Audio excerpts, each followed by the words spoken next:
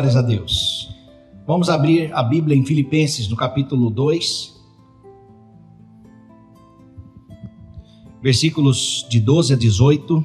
Filipenses 2, de 12 a 18. Tema desta mensagem: a responsabilidade cristã. Está projetado no telão, diz assim a palavra de Deus. Apóstolo Paulo falando aqui para a igreja em Filipos. Assim, meus amados, como sempre vocês obedeceram, não apenas na minha presença, porém muito mais agora na minha ausência, ponham em ação a salvação de vocês com temor e tremor. Pois é Deus quem efetua em vocês tanto o querer quanto o realizar de acordo com a boa vontade. Façam tudo sem queixas nem discussões, para que venham a tornar-se puros e irrepreensíveis, filhos de Deus inculpáveis no meio de uma geração corrupta e depravada, na qual vocês brilham como estrelas no universo, retendo firmemente a palavra da vida. Assim, no dia de Cristo, eu me orgulharei de não ter corrido nem me esforçado inutilmente. Contudo, mesmo que eu esteja sendo derramado como oferta de bebida sobre o serviço que provém da fé que vocês têm, o sacrifício que oferecem a Deus, estou alegre e me regozijo com vocês. Estejam vocês também alegres e regozijem-se comigo. Graças a Deus. O título deste livro é Filipenses, por causa da cidade grega da Macedônia. Macedônia, vocês vão se situar, quer ver? Não tem a Itália, aquela botinha? O joelho da Itália é Roma. No calcanhar da Itália, para trás, atravessando ali o mar, está a Macedônia. E lá na região da Macedônia tem a cidade de Filipe. E aí a carta que Paulo escreveu foi aos filipenses, né? Aquelas pessoas ali daquela região, na Macedônia. Escreveu para os Filipos, a primeira cidade da Macedônia que Paulo estabeleceu uma igreja. Paulo foi violento, ele plantou igreja em todas aquelas regiões, dentre elas a cidade de Filipe. Agora, por que ele escreveu? Ele escreveu porque queria reforçar a unidade da igreja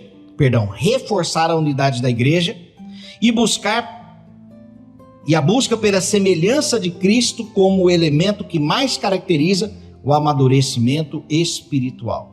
Uma pessoa, ela é madura espiritualmente conforme ela vai se parecendo cada dia mais com o nosso Senhor. O tema responsabilidade cristã tem também uma segunda parte aqui, a irresponsabilidade do mundo, né? Ou então um mundo irresponsável. E eu chamo aqui a responsabilidade cristã pelo termo que Paulo usa, chamado, quando ele diz, desenvolvei a vossa salvação. Não é a versão que nós lemos, a NVI. Para quem não sabe, NVI significa Nova Versão Internacional, né?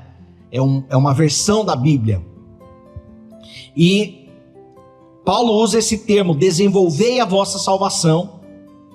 Esse desenvolver no grego significa trabalhar continuamente para realizar ou completar alguma coisa, né? Desenvolver a vossa salvação significa aprender a viver em Cristo. E quando ele diz desenvolver a vossa salvação, ele está dizendo também a vida cristã coletiva. Como ele está falando para a igreja, então ele diz, desenvolvam a vossa salvação. Agora vale lembrar que a salvação não é por aquilo que fazemos ou deixamos de fazer, porque a salvação não é pelas obras.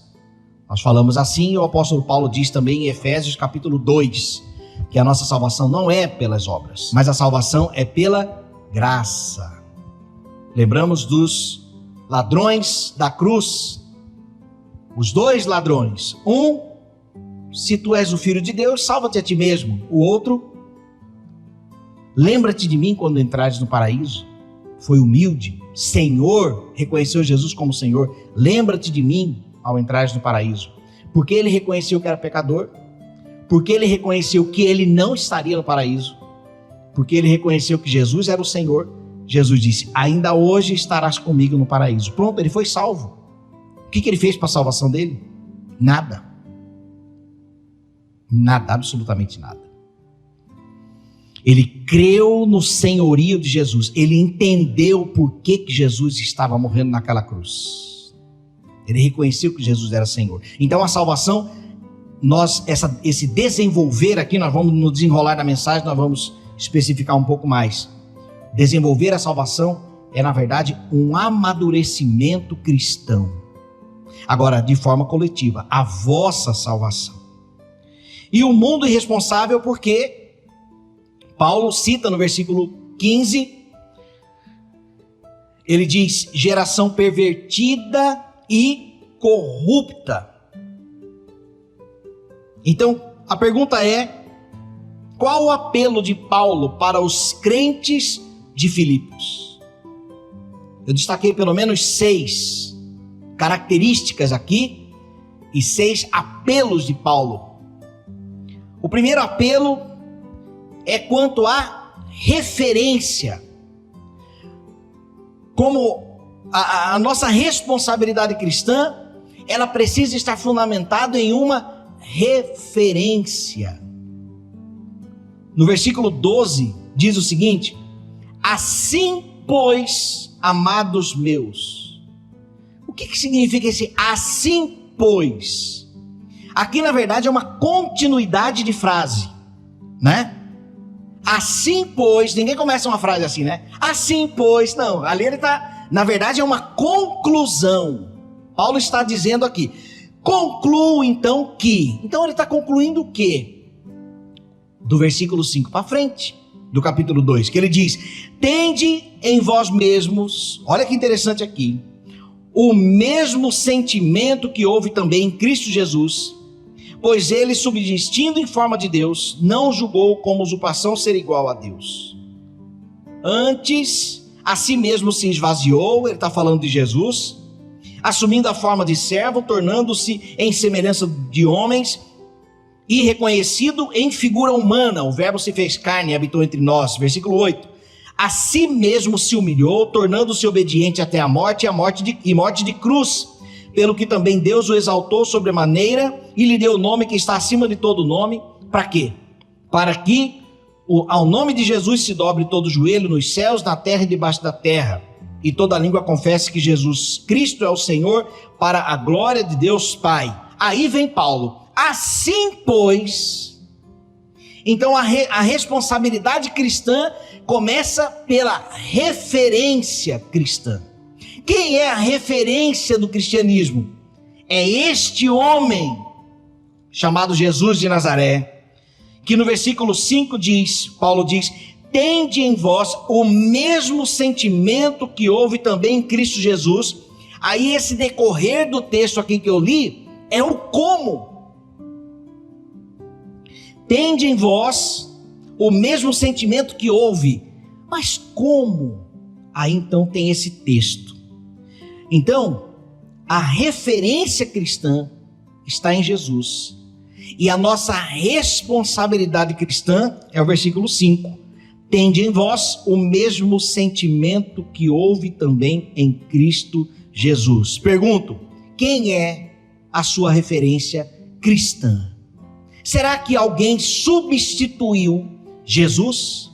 Talvez um pastor, talvez um cantor evangélico, talvez um pastor televisivo, ou então alguém que nós admiramos como crente, mas nós nunca podemos substituir a nossa referência cristã.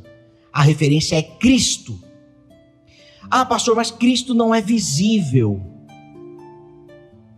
Eu preciso de alguém visível. Entenda uma coisa: Jesus é a expressão exata de Deus na terra. Para conhecermos a Deus, nós olhamos para Jesus. E para conhecermos Jesus, Lucas fez o favor ele nos fez o favor de elaborar a melhor e a mais profunda pesquisa histórica sobre Jesus. Se você não sabe, o livro de Atos é a extensão do Evangelho de Lucas. Então, Lucas tem a pesquisa dele vai desde o nascimento de Cristo até a igreja primitiva. Décadas e décadas e décadas de pesquisa, e está registrado lá. Então, para conhecermos a nossa referência, nós precisamos ler a Bíblia. Não é ler mais teologia, não estou reprovando isso aqui. Não é ficar somente nas devocionais, mas nós precisamos ler a palavra de Deus, porque é a Bíblia quem irá moldar a nossa concepção sobre a referência que é Cristo. Então a primeira característica quanto à nossa responsabilidade cristã é esta: nós temos que ter em mente a nossa referência. Assim, pois, amados meus, então nós temos a referência de Cristo como servo. A segunda característica para a responsabilidade cristã, o apelo de Paulo para essa igreja, é quanto à obediência. Versículo 12: assim, pois, amados meus, como sempre obedecestes, não só na minha presença, porém muito mais agora na minha ausência. Então a nossa obediência a Deus, ela precisa ser incondicional. Preste atenção, Paulo, ele os instruiu como um apóstolo. Quero lembrá-los que os apóstolos de Cristo são aqueles que andaram com Jesus. O apostolado na terra se encerrou lá na igreja primitiva, lá no primeiro século. Mas porque Saulo teve um encontro pessoal com Jesus. Saulo, por que me persegues? O próprio Cristo visitou Saulo. Então, porque ele viu e ouviu a Cristo, ele testificou, por isso então ele foi considerado um apóstolo. Mas o último, o verdadeiro apóstolo de Cristo, andou com Jesus, ouviu os ensinamentos de Jesus. É por isso que o livro de Lucas chama-se Atos dos Apóstolos, a atitude dos apóstolos. Então Paulo, sendo este apóstolo, ele ensinou as instruções de Deus, o conhecimento sobre Cristo, inspirado por Deus. Ele então educou, ele instruiu aquela igreja em Filipe. E aí então ele está aqui fazendo um elogio quanto à obediência daquela igreja. Como tem sido a nossa obediência ao Senhor? A verdade é que o mundo está cada vez mais independente de autoridades. Filhos independentes dos pais, cidadãos independentes da lei, independentes do governo. Então, essa independência, ovelha independente de pastor. E olha que a Bíblia nos chama, não é para ficar fazendo de conta.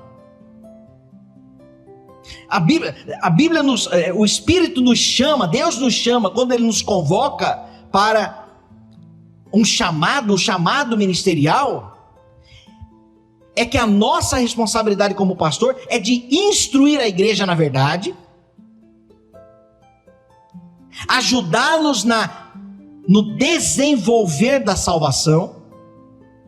Mais uma vez aqui, se trata de integridade da sua responsabilidade cristã. Nós somos chamados para isso.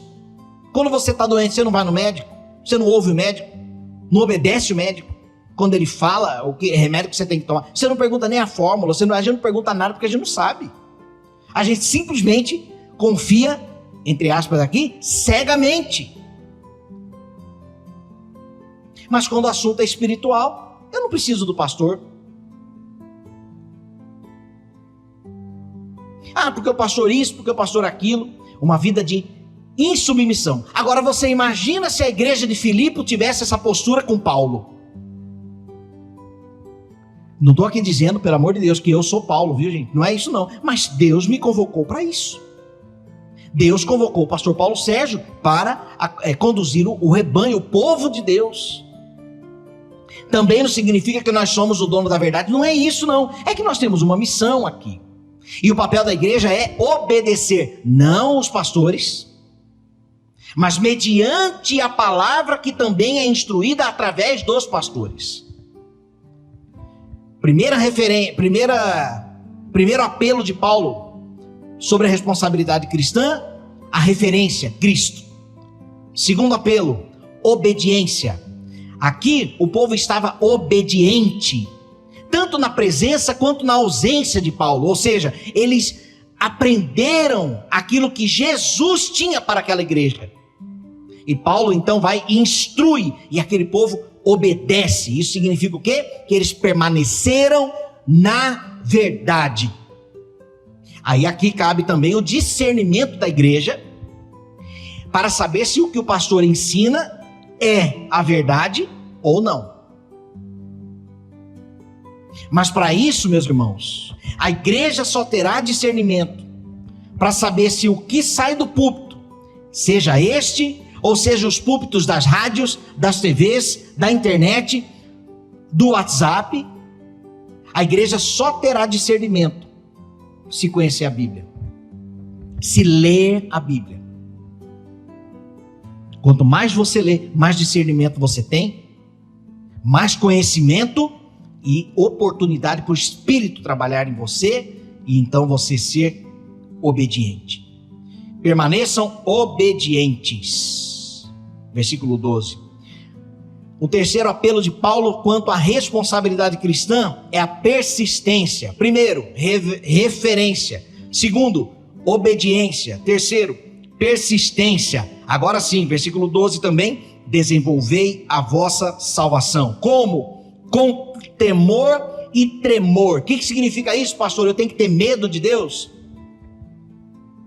Você precisa ter um profundo respeito.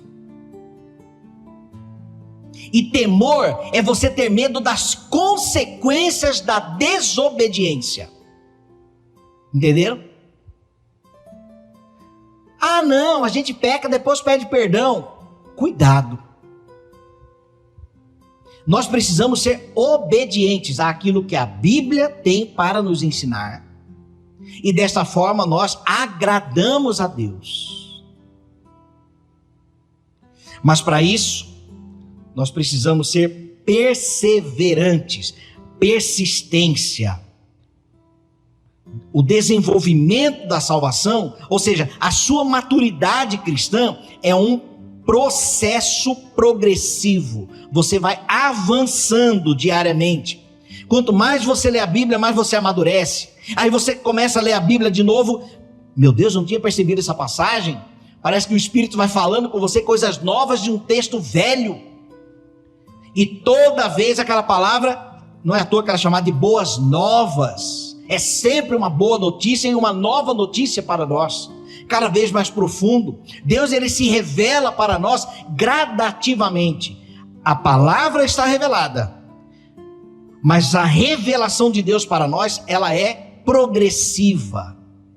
São níveis diferentes, mas é entre você e Deus. Quanto mais você busca, mais ele revela. Agora, cuidado para não buscar aquilo que a Bíblia não diz.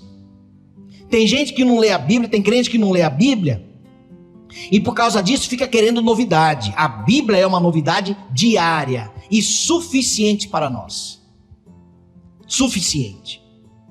Agora, quando nós não vamos para a Bíblia, nós vamos para qualquer outra coisa. Aí nós vamos buscar um sentimento, eu preciso ouvir a Deus, nós precisamos da Bíblia. O nosso tempo com Deus.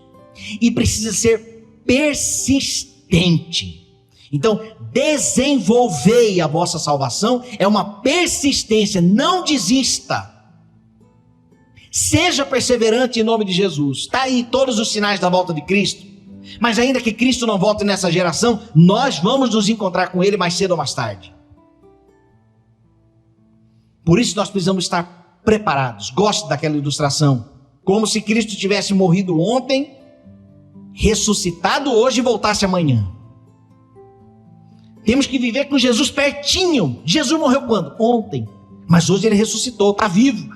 E amanhã ele vai voltar. Então nós temos que viver o cristianismo desta forma. Persistência, uma vida diária de obediência, buscando maturidade, renunciando às coisas deste mundo, propostas deste mundo. Precisamos renunciar. Recapitulando: responsabilidade cristã, referência, obediência, dependência. Número 4, dependência. Versículo 13 diz aqui: porque Deus é quem efetua em vós tanto o querer como o realizar segundo a sua vontade. Se Deus é quem efetua em nós o querer e o realizar, nós precisamos aprender a depender dele. Deus, se o Senhor é quem faz brotar o desejo no meu coração de te obedecer, ó Deus, eu preciso disso, da tua intervenção. E se é o Senhor mesmo que me faz permanecer fiel, porque por nós não seremos obedientes. Se é pelo Senhor, eu dependo de ti. Eu preciso desejá-lo, e isso vem de ti. E desejoso eu quero obedecê-lo, e isso também vem de ti. Aprenda a depender de Deus na sua vida cristã. Não confie em você. A Bíblia diz: aquele que pensa estar em pé, cuide para que não caia. Ah, você viu o irmão fulano? Caiu. Caiu. Eu falei, cuidado, pode ser você amanhã. Não cante vitória não. Isso aí significa, as pessoas que têm uma atitude dessa, é porque estão confiando em si mesmas. Deus tem misericórdia de nós. Não permita que venhamos cair. Se o Senhor soltar das nossas mãos, dependência de Deus, para vivermos então a responsabilidade cristã. Número 5, agora sim, diligência. Versículo 14: fazei tudo sem murmurações nem contendas. Para quê? Para que vos torneis irrepreensíveis e sinceros, filhos de Deus inculpáveis. O Flávio é culpado. Por quê? Porque não tem papa na língua, fala o que quer.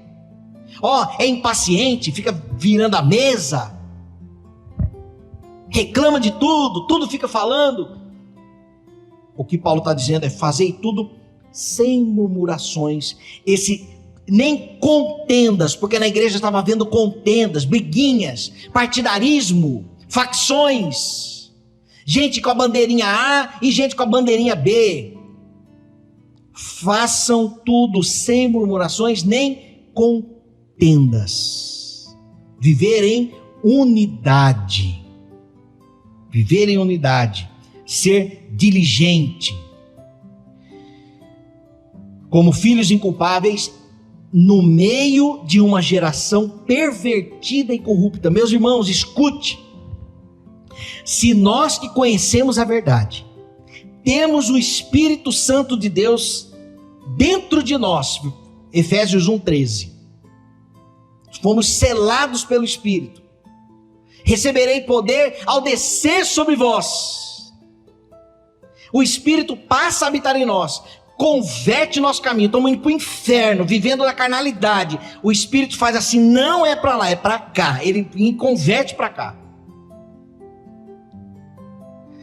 E ao invés de vivermos como servos, aqui versículo 5, tende em vós o mesmo sentimento que houve também em Cristo Jesus. Ao invés de vivermos com este mesmo sentimento de humildade de Jesus, um sentimento de servir as pessoas, de ser bênção na vida das pessoas, ao invés de vivermos assim, a gente vive com picuinha, com postura de rebeldia, com atitude de sensualidade, no vestir, no olhar no falar.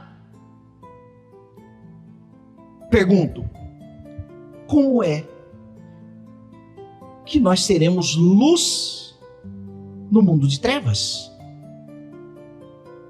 Se nós estivermos apagados, como é que as pessoas conhecerão a verdade? E olha que interessante esse versículo. Versículo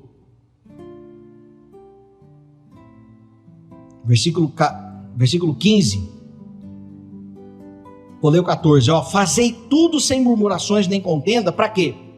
Para que vos torneis irrepreensíveis e sinceros, filhos de Deus inculpáveis, no meio de uma geração pervertida e corrupta, agora, na qual resplandeceis como luzeiros no mundo.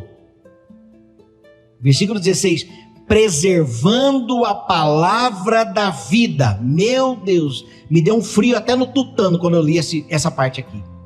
Preservando a palavra da vida. Meus irmãos, quando a igreja obedece à palavra, ela está dizendo que a palavra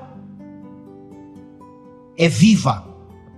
Agora, quando a igreja desobedece à palavra, ela não está preservando a verdade. É como se deixasse morrer a mensagem da palavra. Porque a expressão da verdade de Deus, que, como diz a palavra, a sua palavra, é revelada por meio da igreja. Somos nós que vivemos a palavra, pregamos a palavra, ensinamos a palavra. Jesus disse, ensinando-vos a guardar todas as coisas que vos tenho ordenado. O que será da palavra se nós não ensinarmos? As pessoas não vão saber. Para que existe a palavra então? Para nada. Se nós não obedecermos a palavra, para que servirá a palavra? Para nada. Então deixaremos de preservá-la. Agora, nós precisamos então, como igreja, ser aquele povo que tira a poeira da palavra, para que as pessoas possam ver a palavra, ler a Bíblia em nós. Olha o tamanho da responsabilidade. Não é à toa, meus irmãos, que Jesus virou para os discípulos e falou assim, e aí, quem que quer ir embora? Pode virar as costas e ir. Vocês querem ser meu discípulo? Está difícil? Está pesado? Vai embora. Aí a Bíblia diz que um monte de discípulos foi embora. O que sobrou, Jesus falou, e vocês? Vocês querem ir? Pode ir. Vocês querem ir? Vocês podem ir. Por que isso? Porque a fidelidade a Deus é, neste mundo, árdua. A fidelidade é árdua. É por isso que Jesus falou assim, antes de você assumir um compromisso comigo, faça primeiro as contas para saber se você vai dar conta de começar uma construção e terminar. Porque se você começar e não terminar, as pessoas vão olhar a construção pela metade e vão dar risada. O que ele estava dizendo aí? Ele estava dizendo, se você quer assumir um compromisso comigo, saiba quais são as responsabilidades. Porque se você começar a me seguir e desistir no meio do caminho, as pessoas vão rir de você. É ou não é verdade? Então, isso aqui é diligência, persistência, dependência. E agora o último ponto. O apelo de Paulo para a responsabilidade cristã é a evidência. Olha o versículo 15. Na qual resplandeceis como luzeiros no mundo. Nós precisamos ser como a luz do mundo. Aliás, Jesus disse, vós sois a luz do mundo. Meus irmãos, sabe o que significa isso? Significa que um mundo sem o cristianismo é um mundo em completa desobediência por causa do desconhecimento dos valores, princípios, conceitos de Deus. O mundo sem o cristianismo é um mundo completamente fora dos padrões de Deus. Então, o que existe hoje na terra de bom, de princípios e valores, está fundamentado na palavra de Deus. Agora escute. O que o mundo está tentando fazer, isso aqui é um plano global. O que o mundo está tentando fazer, e tem até um nome, eles querem resetar o mundo. O que é resetar? Você está no seu computador está travando, seu computador está lá dando pau, mesma coisa do celular. Às vezes o celularzinho está lá assim. Você vai resetar. O que você faz? Você desliga ele para ele começar de novo, não é isso? O mundo quer resetar para que comece um novo mundo sem os princípios judaicos cristãos. Por que insistir, né? Porque tudo é Bíblia. Esse negócio de Deus, tá bom, cada um tem o seu, mas fica quietinho. Eles querem silenciar o cristianismo.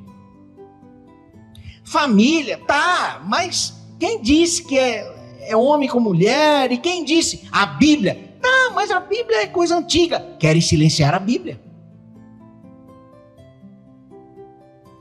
O aborto, vamos, né, assim, a família decide, o casal.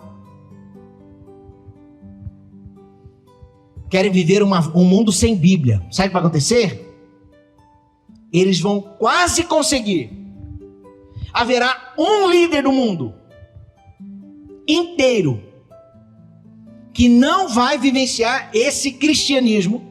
Ele será um líder anticristo. E a Bíblia diz, virá um anticristo. Esse anticristo, ele vai resolver os problemas do mundo, ao ponto de o mundo entender que realmente nós não precisamos de Deus, coisa nenhuma, porque esse líder, que mesmo sendo um anticristão, fora dos princípios judaicos cristãos, ele resolveu o mundo, então realmente nós não precisamos de Deus. Sabe o que vai acontecer? Aí Jesus volta para mostrar que não vai prevalecer a vontade do homem, e que tudo já está registrado, e que vai se cumprir, porque o Rei dos Reis e Senhor dos Senhores tem nome. É Jesus Cristo, o Filho de Deus, aquele que dividiu a história no meio. E nós, como igreja, só estamos aqui hoje, dia 21 de janeiro de 2021, porque Ele vive. Só por isso. Porque senão nós não teríamos... vamos fazer o que na igreja? Realmente. Mas Jesus vive. E a sua palavra, as promessas da Bíblia, ainda tem uma promessa que não foi cumprida. Ele voltará. Jesus voltará. Então, o apelo de Paulo é para que assumamos a nossa responsabilidade cristã. Recapitulando, para encerrar. Olhando para a referência. Quem é a referência? Quem é a referência? Jesus. Olhando para a referência, vivendo em obediência, persistência, na dependência de Deus, na diligência, sem murmurações, sendo pessoas diligentes, e na evidência, evidenciando a luz do mundo. Como cristãos, nós temos a responsabilidade de ser a luz do mundo. As pessoas, a sociedade precisa ver. As pessoas precisam, quando você chega, elas precisam olhar e falar assim: tá chegando o crente, muda de assunto. E acho bom mudar mesmo, porque tá chegando a luz. São elas que se incomodam. Nós não podemos ser cri-cri, não podemos ser chato, não é isso não, gente. Mas é fato que quando a gente chega, as pessoas mudam de assunto. As pessoas mudam de postura. Não compartilha isso com ele no celular, porque ele é crente. Tem que temer. Agora elas só vão temer. Elas só vão respeitar se nós levantarmos a bandeira. Evidência. Só se nós levantar. Porque se a gente ficar escondidinho, aí você vai ser atropelado. Você vai ser engolido. Engolido. Mas se você permanecer na luz, sabe o que vai acontecer? Pinga uma gotinha de óleo num copo d'água. Não se mistura. A água inteirinha rodeia o óleo, mas o óleo, você vai ficar aí. Aqui não. Óleo do Espírito, né? O azeite na Bíblia é o Espírito Santo de Deus. Olha. Amém? Assuma a responsabilidade cristã. Referência, obediência, persistência, dependência, diligência, evidência, tanta ência aqui, né? Um monte de ência. Amém? Graças a Deus por isso. Como nós dependemos do Senhor para vivenciar tudo isto? Nós vamos orar. Obrigado, Deus, pela tua palavra. Leva-nos em paz para os nossos lares. Que o amor de Deus Pai, a graça de Cristo Jesus, nosso Senhor, e as poderosas consolações do Espírito sejam com teu povo hoje e sempre. Amém, Senhor.